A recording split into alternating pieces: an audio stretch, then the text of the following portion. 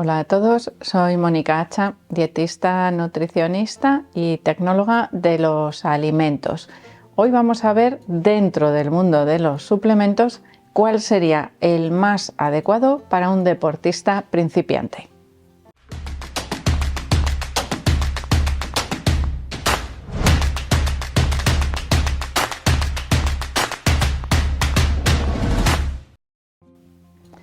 Casi yo pondría la mano en el fuego que cualquier deportista que llega a un gimnasio como principiante y empieza a mejorar el ejercicio físico, empieza a preocuparse también de los suplementos antes que de la dieta.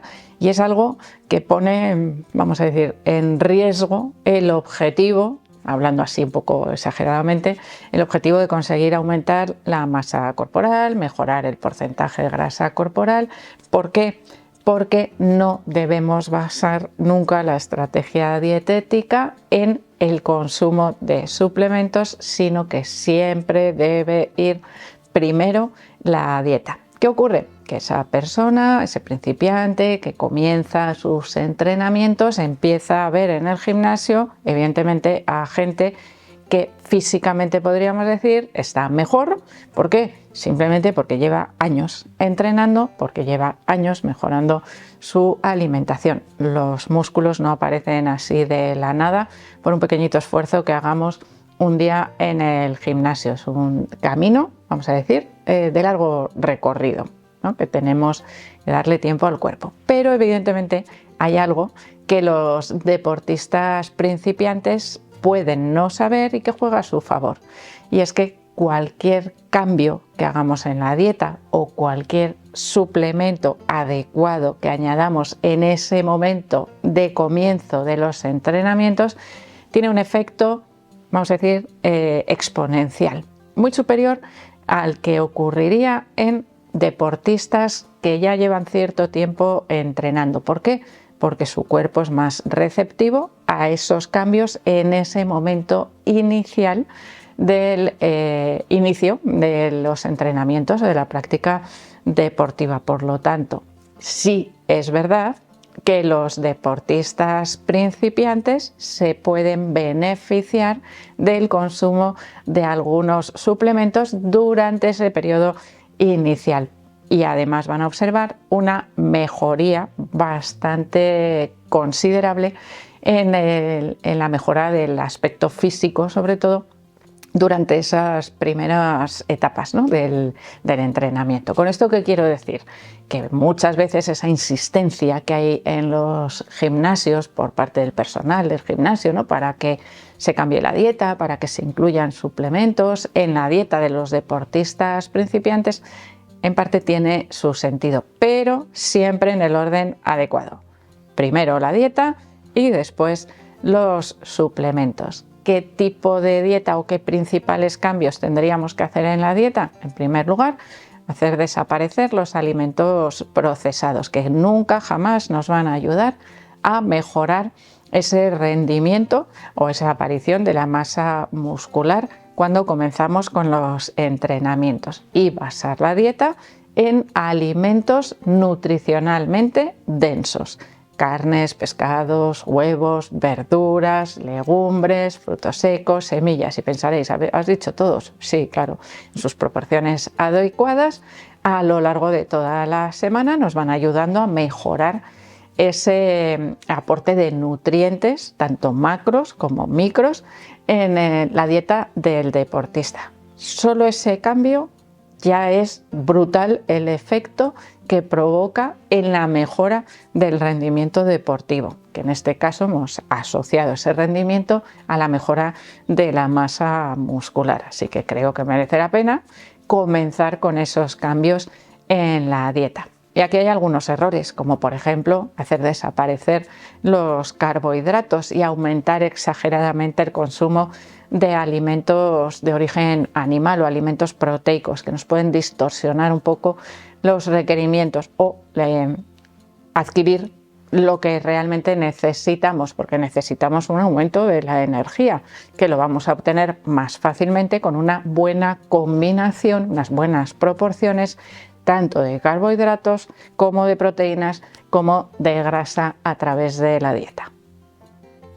Y ahora vamos con los suplementos. ¿Qué suplementos podemos incluir que nos ayuden a mejorar ese rendimiento inicial en el aumento de masa muscular? Los tres principales que se asocian a las mejoras de aumento de masa muscular serían las proteínas en polvo, en este caso principalmente sería el whey, tendríamos también la creatina y los BCAAs, o los aminoácidos ramificados. Entre esos tres, ¿cuál sería el más recomendado? Dependiendo un poquito de la estrategia dietética, pero valorando el aporte de esos alimentos en función, vamos a ver cómo os lo explico.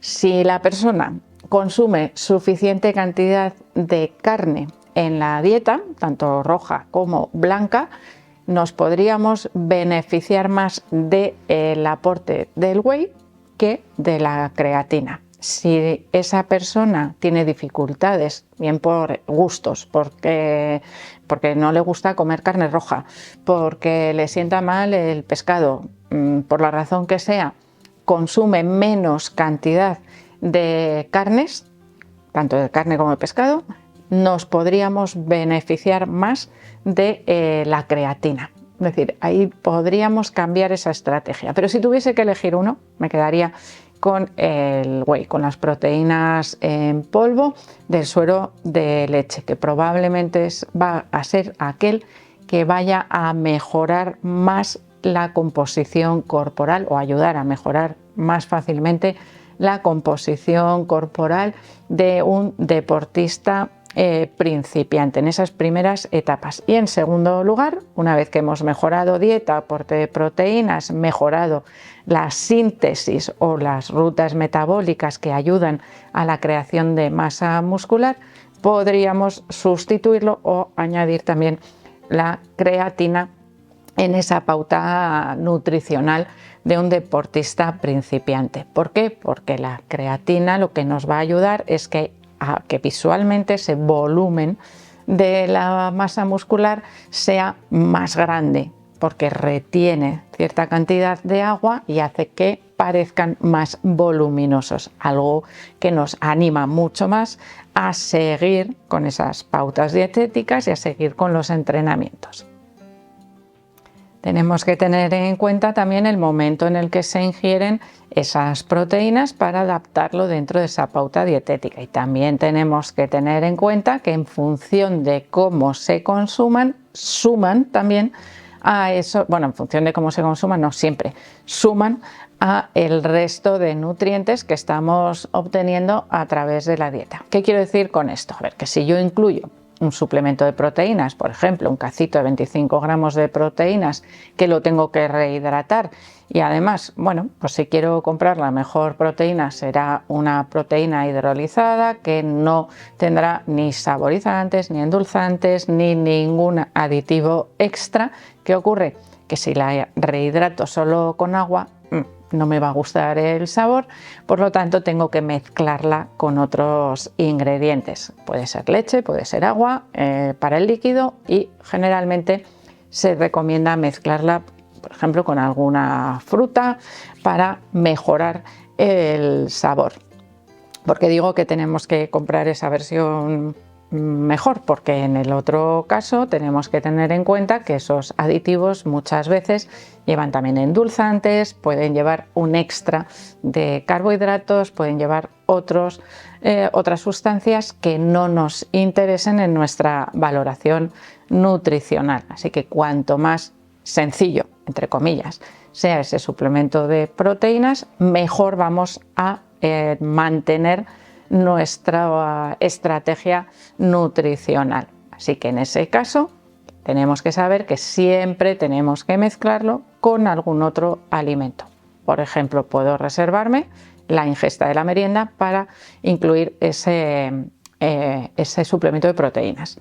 El mejor momento para tomar ese suplemento de proteínas de whey sería después de los entrenamientos, casi utilizarlo casi como bebida de reposición. En ese caso nos podría interesar que tuviese algún tipo de endulzante, mejor si utilizáis esa fruta, porque endulzante más fruta más otros alimentos nos lleva otra vez a distorsionar lo que estamos haciendo con nuestra estrategia dietética. Además que la fruta nos proporciona también otras sustancias como la fibra y las sustancias bioactivas, especialmente con acción antioxidante, que nos resultan muy beneficiosas para la recuperación muscular.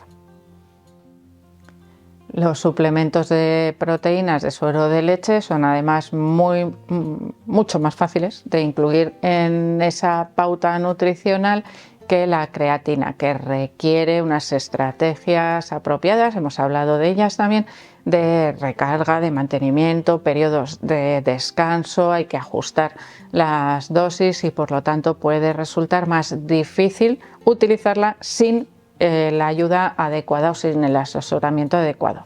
Añadir un cacito de proteína en polvo a una bebida es lo más fácil del mundo, no requiere conocimientos extras más que saber que ese cacito tiene una composición X, que lo ideal sería que fuese exclusivamente proteína en polvo. Así que en ese caso nos quitamos otros problemas que pueden aparecer en la utilización de esos suplementos, que ya os digo que en este caso podría ser la más fácil de utilizar.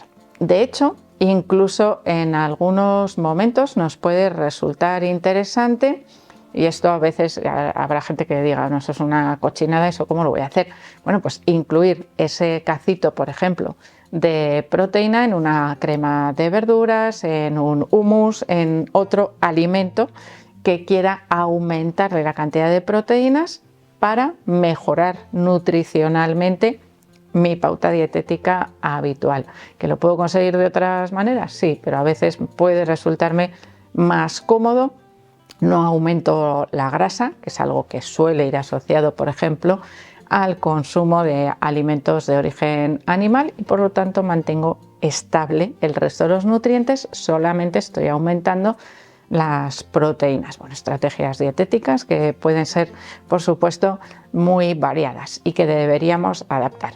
Pero si tuviésemos que poner ahí en una pirámide, en la punta, el suplemento deportivo más recomendado para un principiante que quiera empezar a mejorar su composición corporal, estaría sin duda la proteína en polvo, principalmente la proteína de suero de leche, que es la más fácil de utilizar, como os digo. Siempre y cuando, aquí un pequeño apunte, que al decir la palabra leche me ha venido a la cabeza, cuando no haya problemas digestivos asociados al consumo de lácteos, que en ese caso igual tendríamos que buscar otro tipo de proteína en polvo. Así que también es importante que lo tengamos en cuenta.